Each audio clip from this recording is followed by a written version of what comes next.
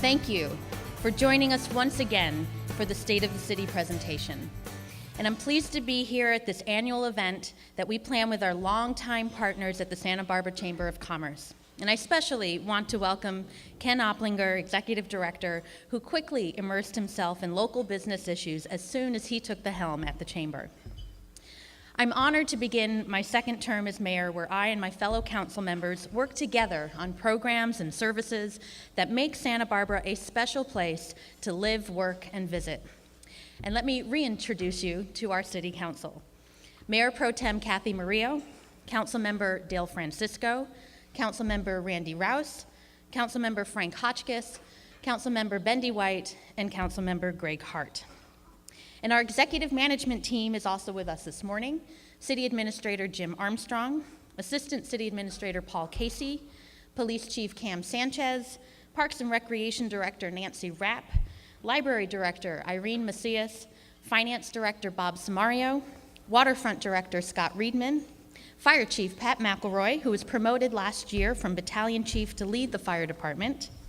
And as some of you know, we ended 2013 with several retirements across city departments, and we've been busy in various recruitment efforts finding the best candidates to meet Santa Barbara's unique needs. On an interim basis, we've appointed Hazel Johns as acting airport director, Betty Weiss as acting community development director, and Christy Schmidt as acting administrative services director. We've also appointed 2 new executives to our team. And I'm very pleased to introduce new City Attorney Ariel Kalan. He is responsible for providing legal advice to council and city departments and has just finished his first week on the job, so be nice. A Santa Barbara resident already, he previously served as the city attorney for the city of Ventura and several other California cities. He's highly regarded in the area of municipal law, and we're very excited to have him join our team.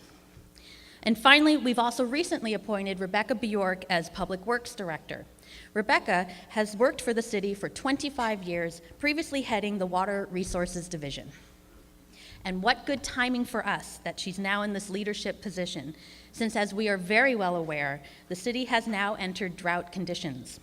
In February, the City Council, along with Governor Brown and other local governments up and down the state, declared a drought after experiencing the driest year on record. We requested the public's help to reduce water use by 20% and saw many people start to cut back on watering their yards and even organize rain dances to channel our collective energies for the community good.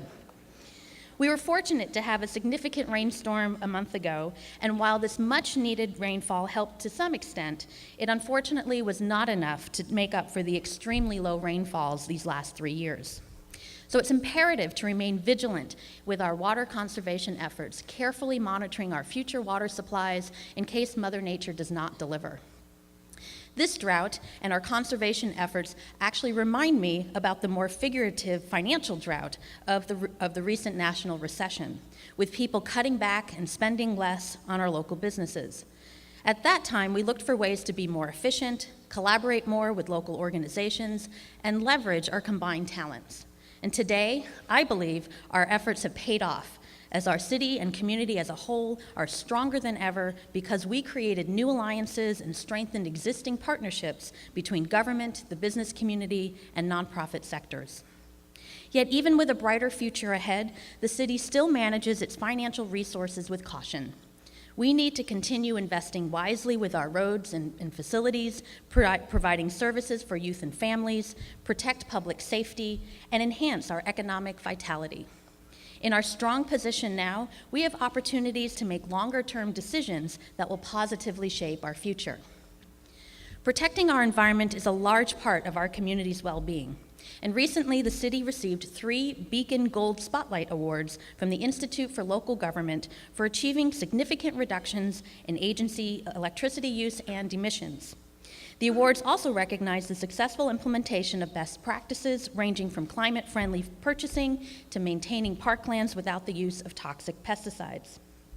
To spotlight just a few of our successes, we've reduced natural gas use at the Los Baños de Mar pool by 25% by replacing the boilers that heat the water.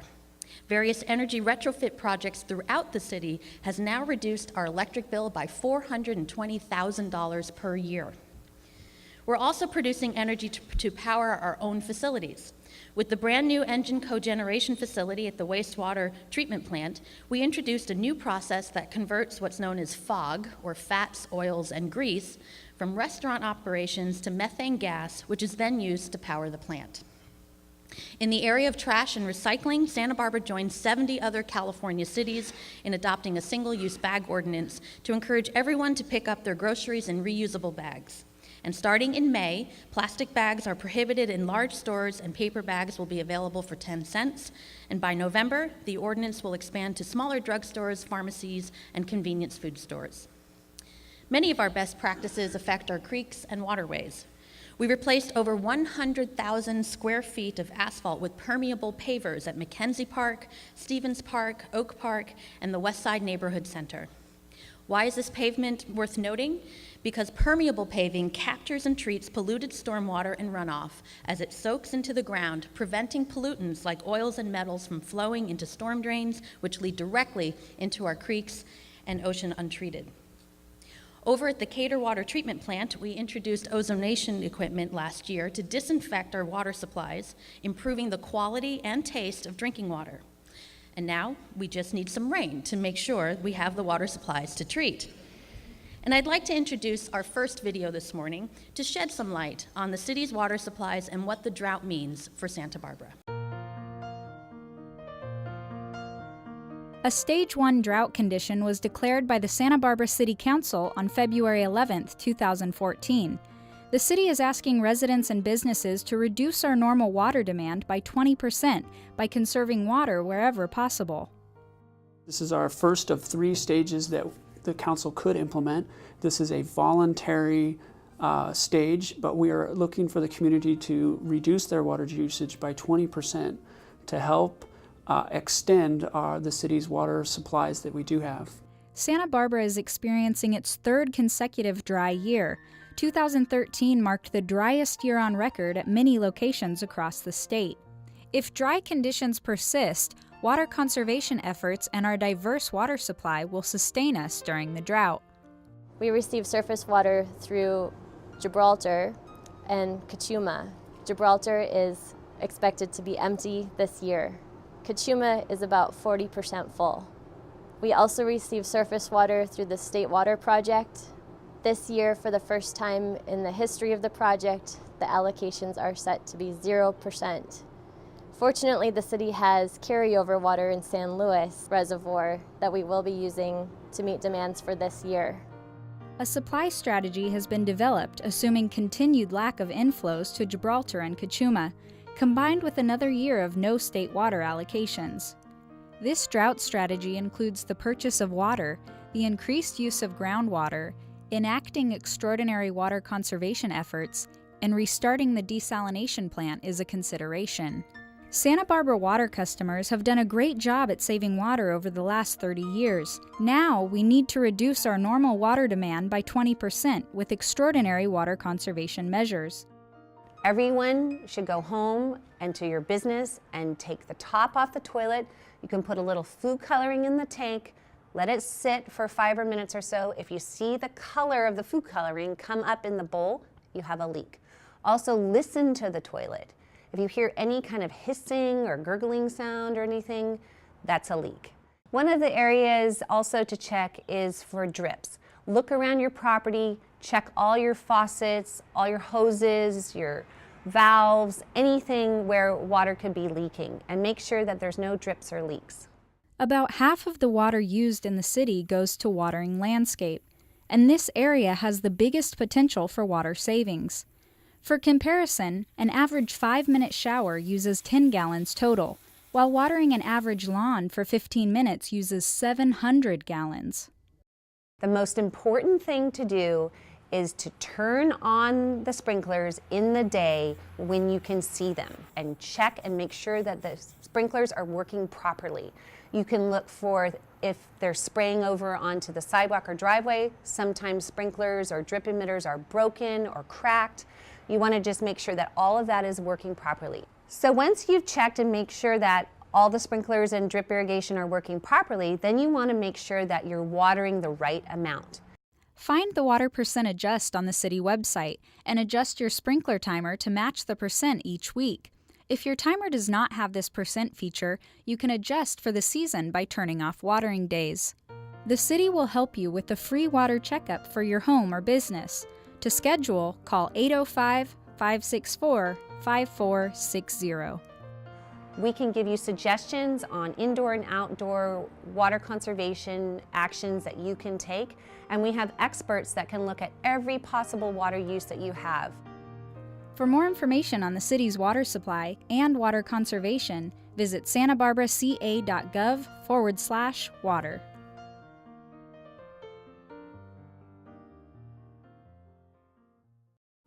I can't emphasize enough how important it is for everyone in this room to be thinking about not only your personal use of water, but the water used by your business. Some of you represent a lot of water. Do you have large ice machines, dishwashers, paving to clean, lawns to irrigate? Are you responsible for properties and their improvements?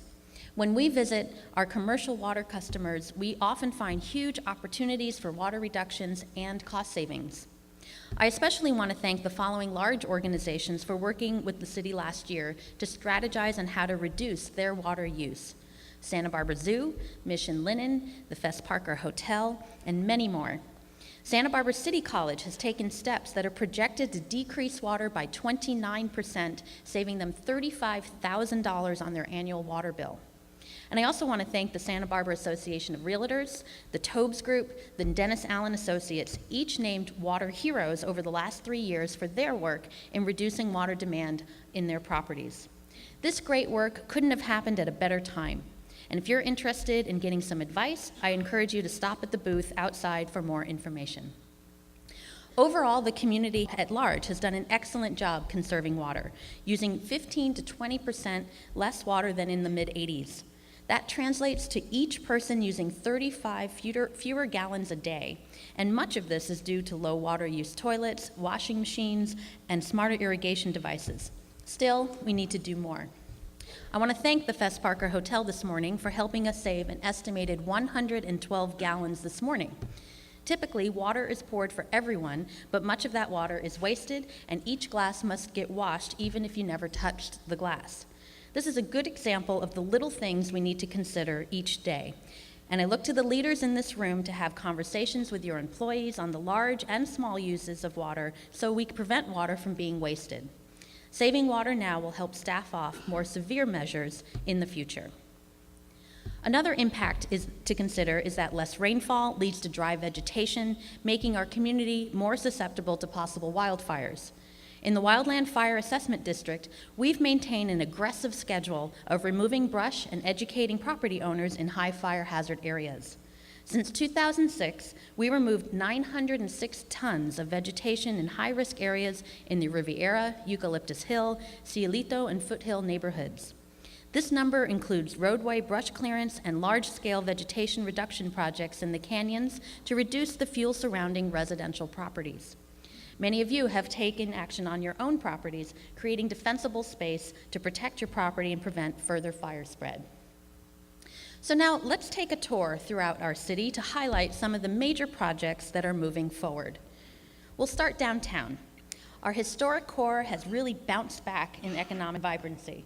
The new Vic, now run by the Ensemble Theater, reopened last November following a major renovation.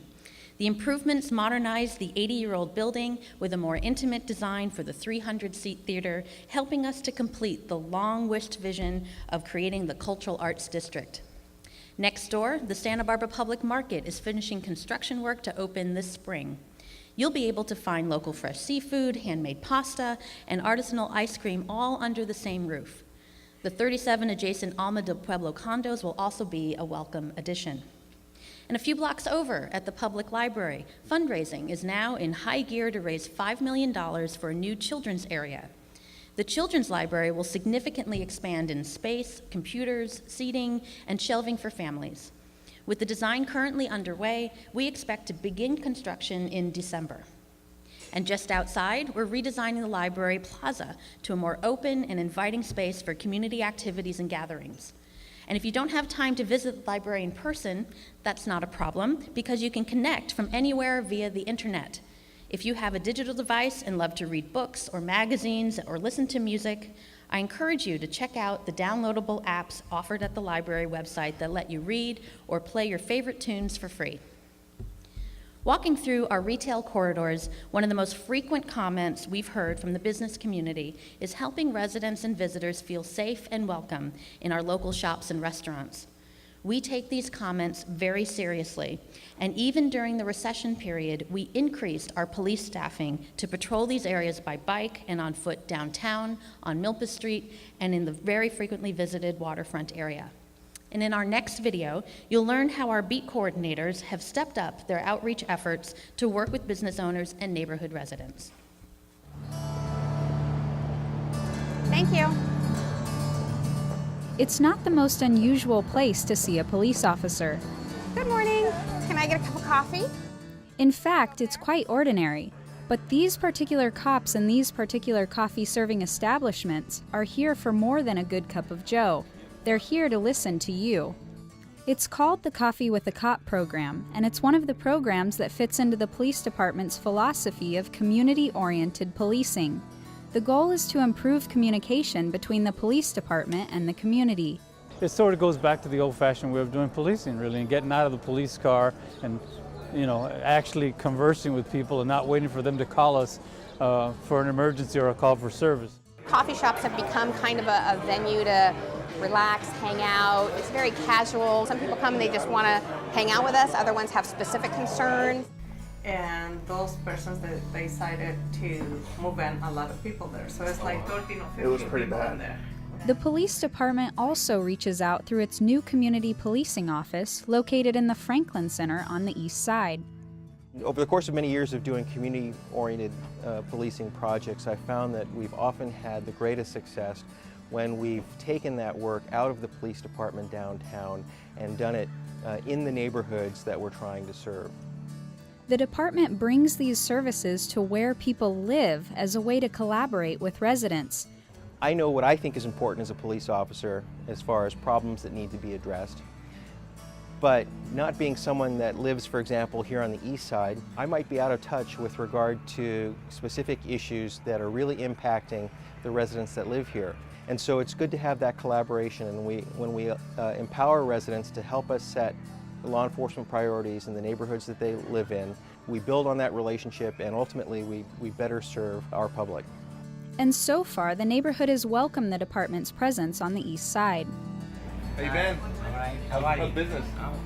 Being here and having them come in and say, hi, I didn't know you were here, or I come to look for you, and it's cool because now I know that they want to do something, they want to report things, and I think that it's a good thing for the community, and that they're looking for us. Another program that the department uses to deliver services is through beat coordinators. We are responsible for the quality of life issues, some of the problems that are not necessarily 911 right now calls, whether it's neighbors that are disputing over something that they need some help in mediating, or whether we have certain areas that just need more attention than others. We get calls and complaints that aren't first responder type calls, but calls that do need some attention. And on the downtown beat, this attention in many cases involves our transient population. One of the things that I do is I contact them. I know most of them, I know all their names, I know how long they've been here. When I see people I don't recognize, I go and introduce myself. I get their names, I get their pictures so they're in the system, so that I know who's in my area, I know who's in my beat. So when we get a call that says, somebody that looks like this, wearing this shirt, did that, I go, oh, I know who that is. The beat coordinators communicate directly with business owners who serve as block captains to address issues. So I say you can never call us too much, and also you can never email me too much, because it's, if you're having a problem, whether it's legal or not, maybe there's a transient that's bothering them that's panhandling in front, that's not illegal, right? It's a nuisance, it's loitering, but it's not illegal. But sometimes I can go talk to them and say, we need you to move along, the business is causing problems, can you move somewhere else? And then that's something that just solves the problem. An increased police presence is part of the city's problem-solving strategy downtown, and a major component of that presence is the restorative policing program. Through this program, police officers, outreach specialists, and social service providers work as a team to connect chronically homeless individuals with the services they need, helping them to achieve self-sufficiency. The goal is to break the cycle of incarceration, citation, and addiction, and ultimately get people into housing. None of these people really prefer to be living like that. There are just so many things that have gone wrong along the way, so many missteps, so many wrong turns, that it's difficult for them to unravel it. And by the police department building upon these personal relationships established with downtown businesses, along with the Eastside Community Policing Office and the Coffee with a Cop program, these connections are paying off. It's awesome. Having the Beat Coordinator program reinstituted back onto the police force has been great, because what it does is it allows that beat coordinator or that police officer to really understand what's happening in that region. They get into it, they get the feel of the neighborhood, they get the feel of the area, they're there all the time, they get to know the people. It's definitely the best thing to have is to have a foot patrol on State Street.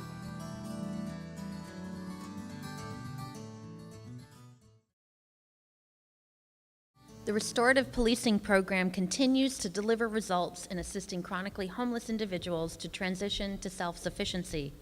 In the last 2 years, the team assisted 171 clients who were responsible for over 6,000 calls to the police department. And according to our Central Coast Collaborative on Homelessness, we have placed 114 city residents in housing since May of last year. As many of you know, the police station on Figueroa, in addition to being too small, is a seismically challenged facility.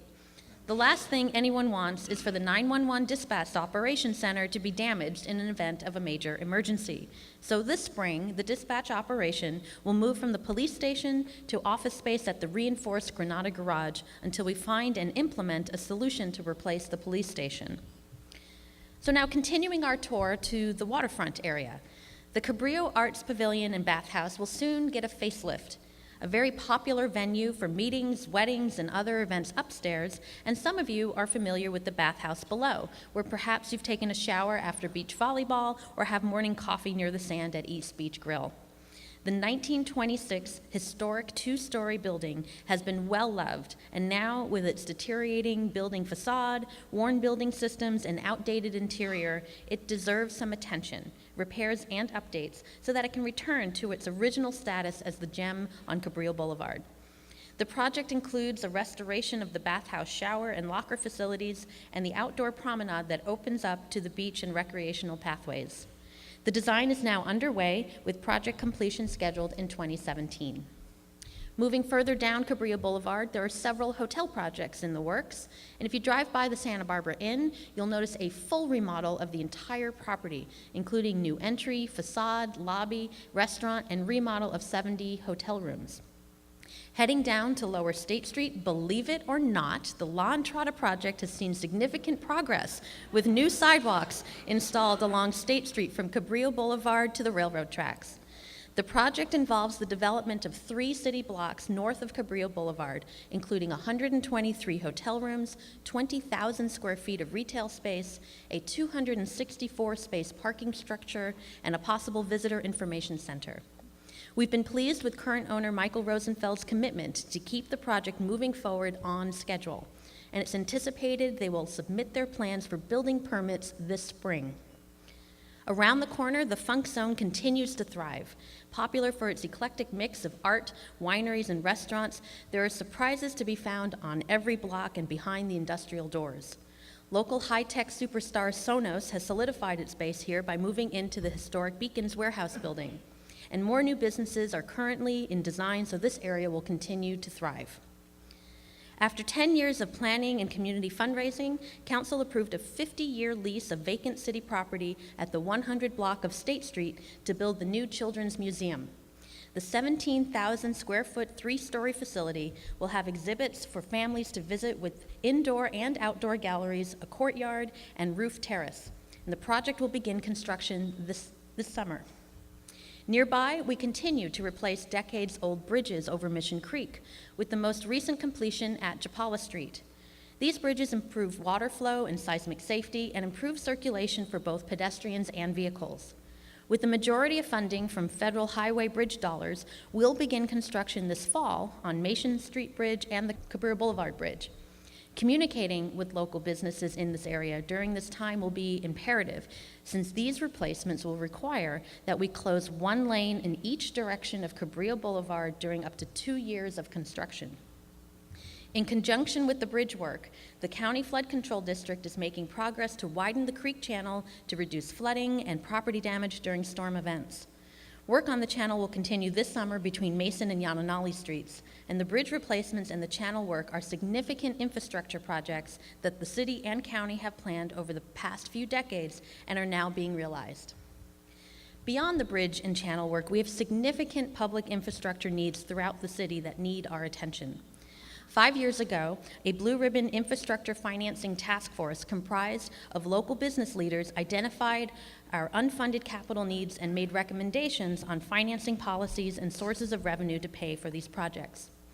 Many of our public buildings, recreation centers, streets and roadways, including essential public safety buildings, need significant capital improvement and repairs. We estimate that our unfunded capital budget is approximately $368 million. The City Council has been actively discussing the next steps to address the city's infrastructure needs, and most importantly, how to pay for them. And earlier this month, the Council created a new subcommittee comprised of Council members Rouse, White, and myself to address these long-term capital needs. Thanks to your Chamber's Governmental Relations Committee, we've already started what we expect to be a robust dialogue this spring and invite you to participate so we can all gain a better understanding of our needs and options. Now, to put it all in perspective, City Administrator Jim Armstrong can give us a bigger picture on the city finances. Jim. Thank you, Mayor Schneider, and good morning to everyone. It's my pleasure to present to you a brief summary of how the city organization is doing financially and discuss the challenges we face in the upcoming years. I often like to think of the city organization from a private sector perspective. It helps us to understand the complexity of our finances and the management challenges we face each and every day. In practice, the city is organized like a large, diversified holding company. With revenues exceeding $250 million annually and over 1,000 full-time employees, we have a number of very different product lines. These lines include security services through our police department and emergency fire and medical responses through the fire department. Our leisure and recreational line of services is served through our parks and recreation and library departments.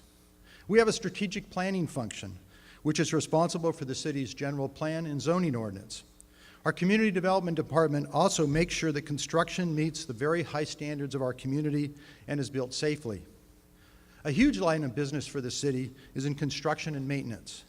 The city is responsible for maintaining 238 miles of streets, over 150 different buildings, and 1,765 acres of parks and open space. We're responsible for a number of bridges, traffic signals, thousands of directional and regulatory signs, miles of curbs, gutters, sidewalks, and storm drains. Our utility line provides 12 million gallons of fresh and healthy water and processes 7 million gallons of sewage each day. To cap it off, the city also has several other unique business lines, including our commercial airport, used by 700,000 passengers annually, our downtown parking organization that provides parking for 4.3 million vehicles annually, and our waterfront operation that serves as a home to 1,100 boats and over 50 vibrant businesses. And lastly, the city runs a golf course that provides over 60,000 rounds of golf each year. In managing a complex holding company like ours, we of course must also have all the typical support operations that you would expect. Corporate counsel through our city attorney's office, financial support through our finance department, and information services and human resources support through our administrative services department. And lastly, remember that our board of directors, the city council, meets weekly, where all of our shareholders have an open mic to express their opinions at our televised meetings. So now let me move on to the city's financial condition. As we reported to you last year, our financial condition continues to improve since the depths of the recession.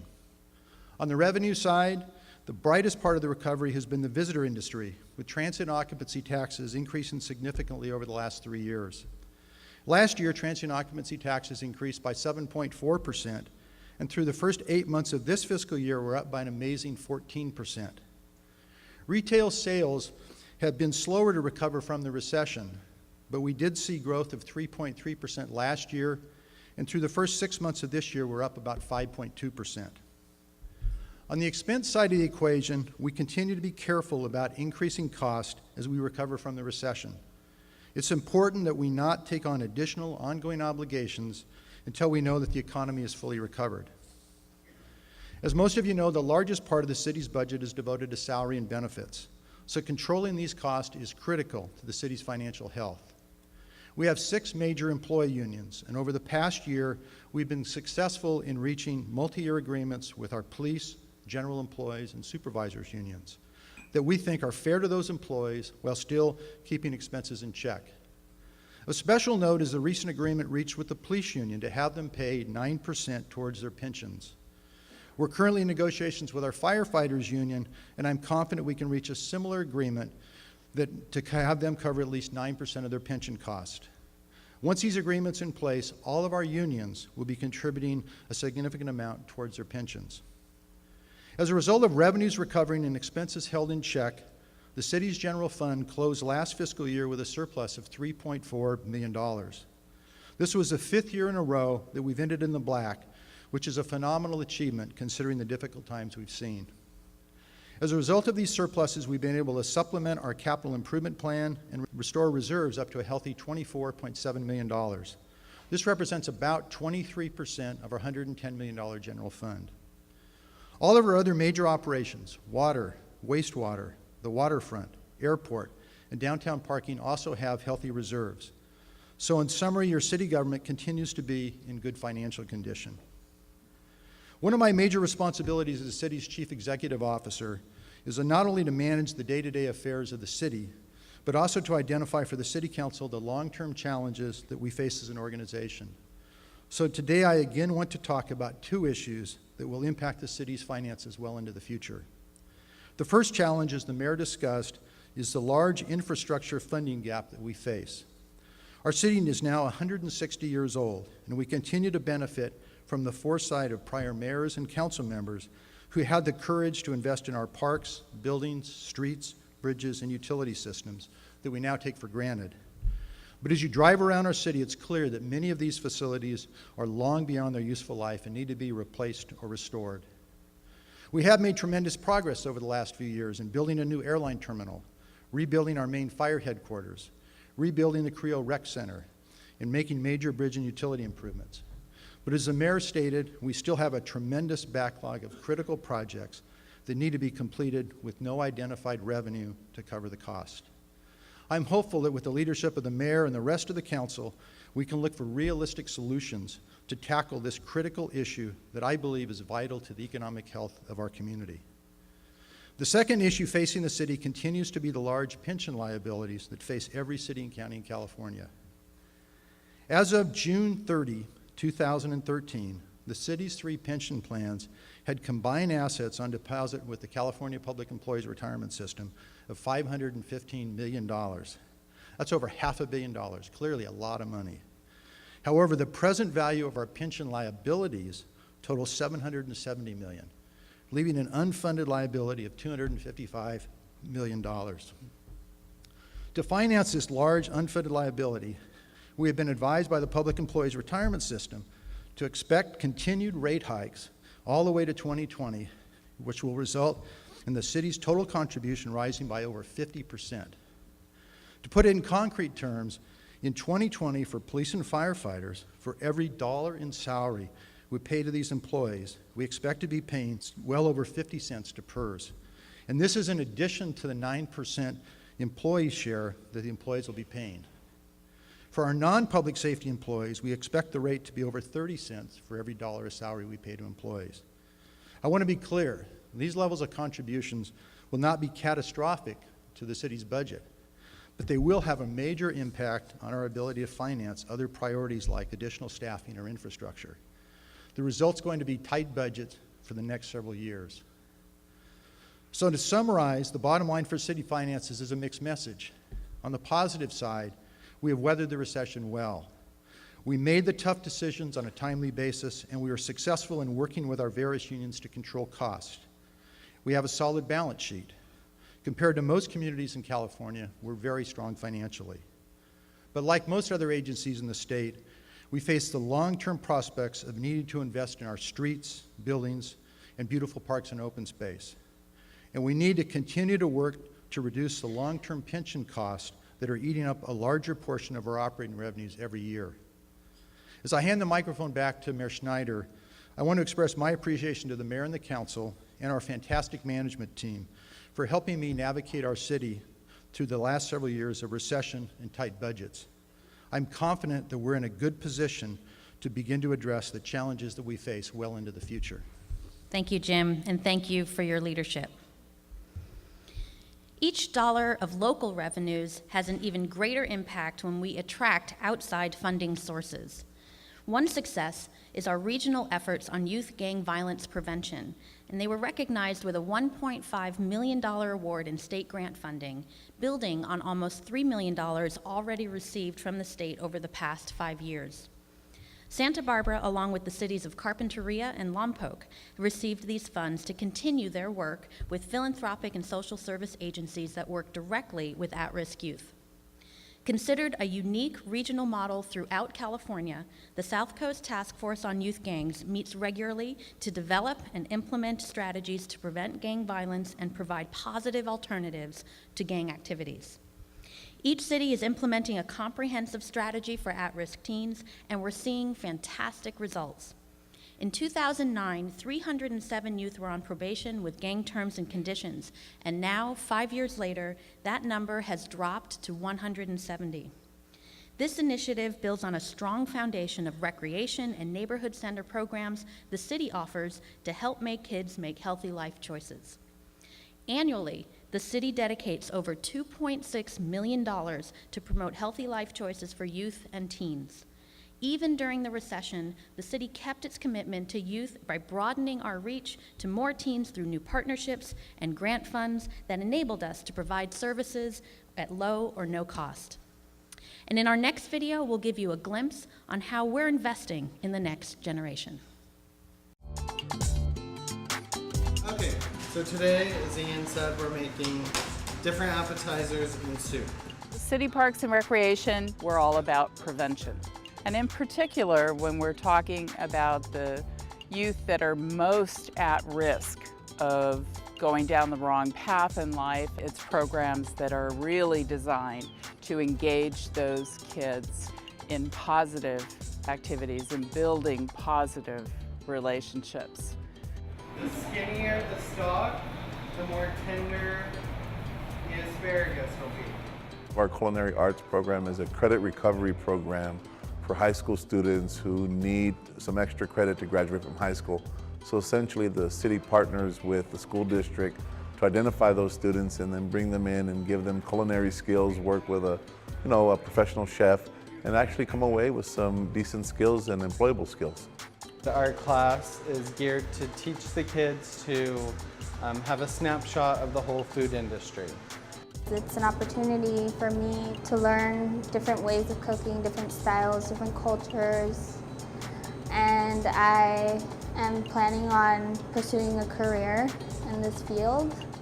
We're able to employ some of those cooking from scratch type of strategies for kids so they can take those things home, show their parents, hey, instead of using lard, we're using olive oil, you know? All the healthy stuff they cook, I would much rather enjoy cooking that than going and eating at McDonald's, Jack and stuff like that. All right, so who's interested? Who wants a job? Who wants to apply? The jobs that kids did 30, 40 years ago don't exist anymore. It's the groceries, working in the grocery stores, mowing the lawns, delivering the newspaper. And so we have to be a little bit more creative in how we help kids become employable or understand the idea of what it is to be employed. And our Youth Apprentice program is actually teaching these young people how to work, how to get a job, how to be successful in the workplace, so how to keep a job.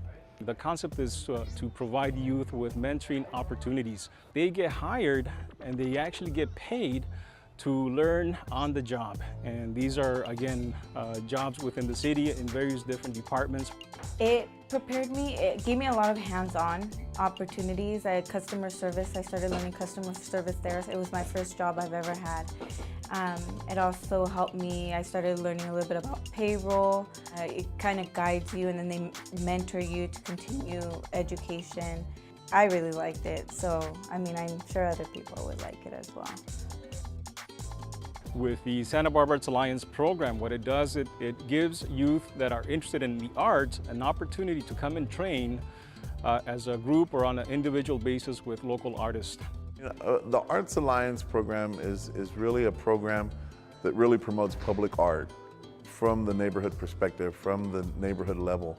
And that's a very unique situation that you have young people, young adults, children that are producing public art in our community. My experience is that every time we do a mural, it doesn't get tagged anymore.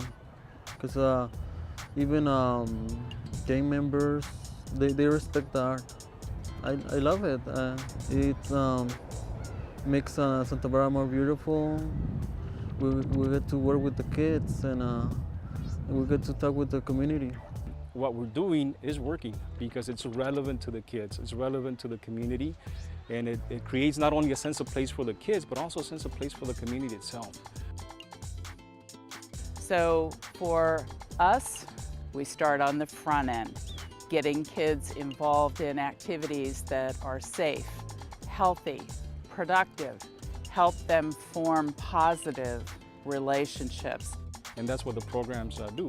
They provide them with alternatives, whether it's the job that keeps them off the street, whether it's the one-on-one advising. And sometimes that's all it takes for them to make the right choices and for them to move on their own. We're also very proud of partnering with the Police Activities League, where our police officers spend quality time mentoring at-risk youth. And at the library, we're providing more programs that engage teens. Thanks to a generous donation from the Junior League, the library has launched a new homework center where trained volunteers can help students understand their assignments on a drop-in basis. So let's get back to our tour, and this time describing how we get from point A to point B. Even with limited infrastructure funds, the city has successfully leveraged federal and state grant funds for projects to create safe routes to school, improve accessibility, and balance the needs of pedestrians, bicycles, and vehicles in neighborhood streets. We've paid special attention to intersections with high accident rates to identify the best solution to meet unique neighborhood needs. And the police department has conducted special enforcement patrols to cite drivers that are speeding and not yielding to pedestrians while in the sidewalk. First, at the intersection of Anacapa and Carrillo Streets, once considered the most hazardous intersection in the city, drivers can now see traffic signals much easier with new traffic signal poles and new access ramps that improve the visibility of pedestrians ready to cross the street. And another accident-prone intersection at De La Vina and West Figueroa Streets was also addressed with new street lighting and pedestrian improvements.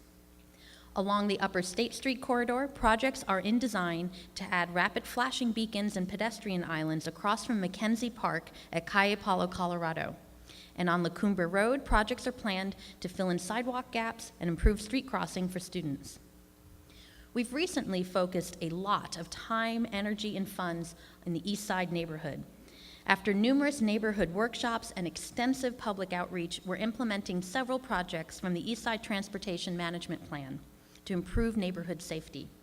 Projects are underway to install street lighting, enhance the walking experience, add bicycle amenities, and increase public education and enforcement so we're all following the rules of the road. This summer, we're adding pedestrian refuge islands at various intersections near Adelante and Franklin elementary schools to enhance the visibility of the students crossing the roadway. Near Cleveland School, we're realigning the intersection at Salinas and Cacique Streets to make it much safer for kids and their families to cross this busy street. We're also adding a new sidewalk at the Montecito and Yananali Bridge, which goes over Sycamore Creek, which will give pedestrians a visible, protected space away from passing vehicles. And we're also partnering with Southern California Edison to retrofit streetlights with energy-efficient LEDs, improving the lighting quality for those walking, biking, and driving throughout the neighborhood. Across town, in the West Downtown neighborhood, we're finishing up the Streetlights project with 82 new streetlights along Coda, Castillo, Bath, and De La Vina streets. With completion scheduled by the end of 2014, this project will significantly improve nighttime safety. Near La Cumbre Junior High, we realigned the intersection at Modoc Road and Portezuelo Avenue to provide a safe environment for students while meeting the needs of school buses and emergency vehicles from the adjacent fire station. Improving neighborhood amenities go beyond streets and sidewalks, of course. In the densely populated West Side neighborhood, there's a lack of open green spaces, so the city has collaborated with residents to transform Bonnet Park into a more inviting and welcoming space.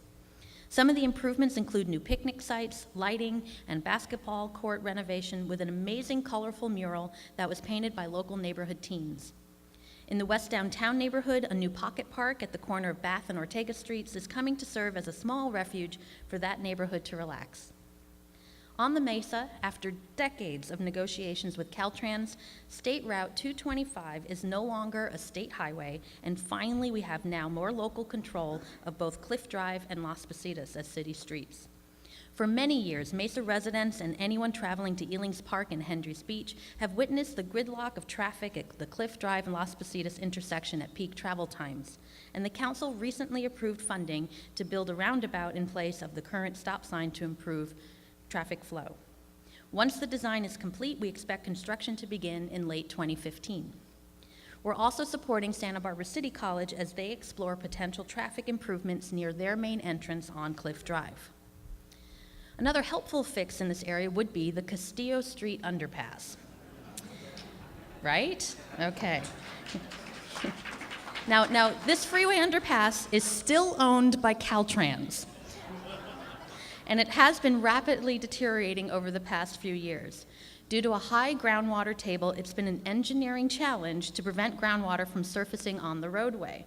Caltrans has implemented creative solutions over the years, but unfortunately, they have yet to find the engineering solution that will permanently solve this problem.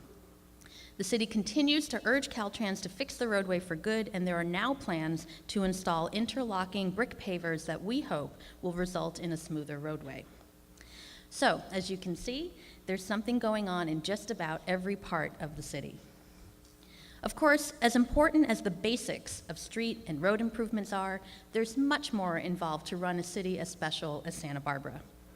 Doing our part to ensure your business succeeds is also paramount.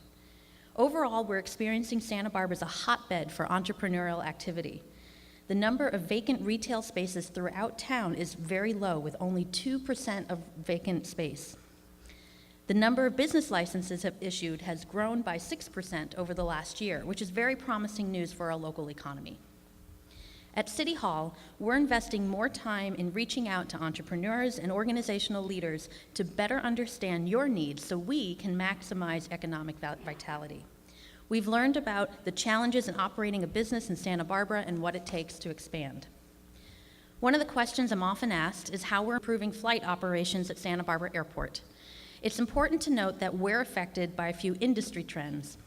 Nationwide, the total number of domestic departures has fallen by 20% over the last decade. On top of that, the merger of American Airlines and U.S. Airways has resulted in American restructuring many of their routes. At the Santa Barbara Airport, American will soon fly passengers through Phoenix instead of Los Angeles. We recently met with American Airline executives to express our thoughts on this decision made by them and to strategize on how to maintain and improve flight options for Santa Barbara travelers. Flights to Los Angeles are still available through United, and there are plans for additional flights. And overall, we're redoubling our efforts with different airlines to maintain what we have and add capacity to meet passenger demand. We're also seeing many new visitors through cruise ships. And cruise ships have added a boost to our local economy with 30 visits scheduled in 2014, amounting to up to 100,000 passengers and crew who disembark for a day of shopping and adventure. With issues related to the city's planning and permitting processes, we've listened to you and understand that time is money and delays hurt us all. To add speed and efficiency, the city has made some changes and is initiating others in the next several months. While we've added staff to help you complete tenant improvements more efficiently, we continue to face the challenge of keeping up with the recent high pace of building activity and have a goal of reducing turnaround time. This year, we will embark on a major update of the 1957 zoning ordinance to restructure, simplify, and modernize our land development requirements. Our goal is to improve flexibility, and this will be helpful for all future development proposals. We want to be a resource to individual business owners, and it's important to us that we serve as a partner and not a barrier towards their success. To that end, we're developing a series of videos for our website covering common questions such as how to get a business license, submit plans for building improvements, save money through recycling and water conservation, and obtain permits for events and special needs. Beyond our website, we've created more options to stay connected with one another. For those of you who want the latest news from the city, it's available for you via email or social media.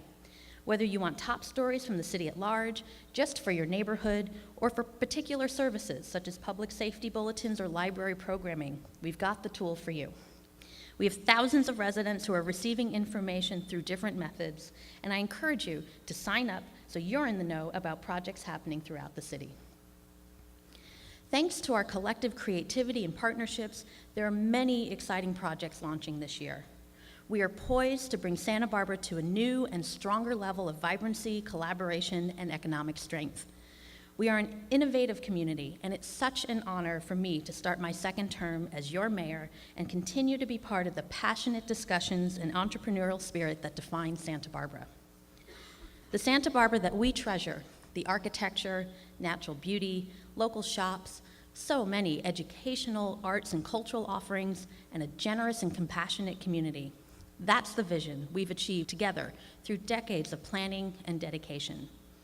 We've reached a critical place on our community's journey, aware of our needs and gaps, and ready to take the next steps, making sound investments that will benefit future generations. Now is the time when we must focus on renewing and revitalizing our basic infrastructure, buildings, and parks that have served us so well for so long. And now is the time when we must focus on renewing and strengthening our partnerships and work together as a community to create opportunities for every one of us to reach our full potential. Moving forward, I hope we all leave here this morning energized by our accomplishments and empowered to continue protecting what we hold so dear in this very special place. Thank you.